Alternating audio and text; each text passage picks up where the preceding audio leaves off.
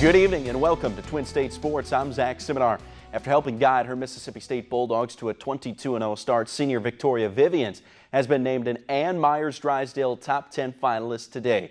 The award, which is given to the country's premier shooting guard, has Vivian's name written all over it. The Carthage, Mississippi native is averaging nearly 20 points per game while hitting on almost 40% of her shots from downtown. Vivian's also ranked second on the team with 5.8 rebounds per night to go along with a steal and a half a game as well. She joins LSU's Chloe Jackson as the only finalists from the SEC.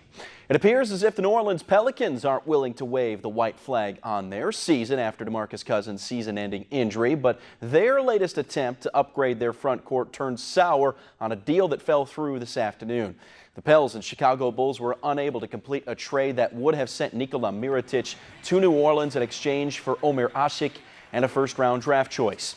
The teams were finalizing a deal late this morning, but the trade hit a snag when the Pelicans were not willing to exercise Mirotic's team option that would pay him $12.5 million next season.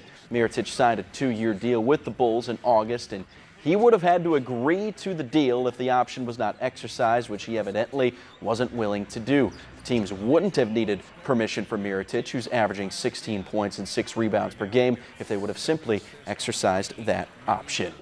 Tiger Woods returned to the links this weekend after multiple back surgeries kept him away from the course for much longer than anyone would have hoped. Tiger was solid in his return, shooting 3 under par and finishing in a tie for 23rd. Not bad for his first tournament back. Overall, it was very positive. The big concern was, playing out of the rough. I hadn't played out of ryegrass since last year. It's been 12 full months. What was I able to do? And I hit some shots this week. Hit some really good ones out of there. Unfortunately, I put myself in there in the first place. These were grinds, and I fought hard, and it was nice to see that I'm able to still grind.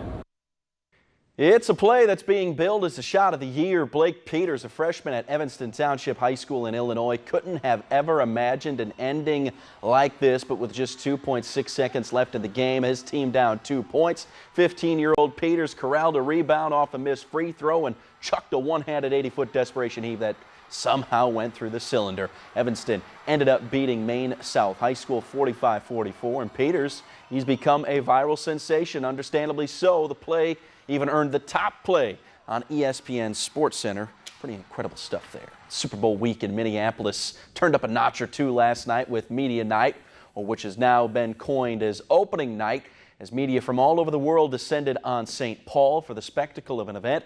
All players from both sides were made available for the crazy media session. Nothing of great importance came out of the evening. We did learn that Bill Belichick doesn't have Snapface, which must be some combination of Snapchat and Facebook.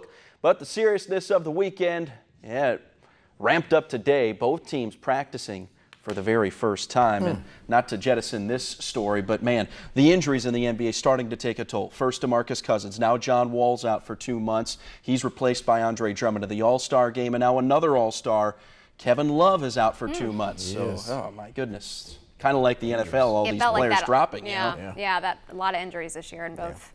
Thanks a lot.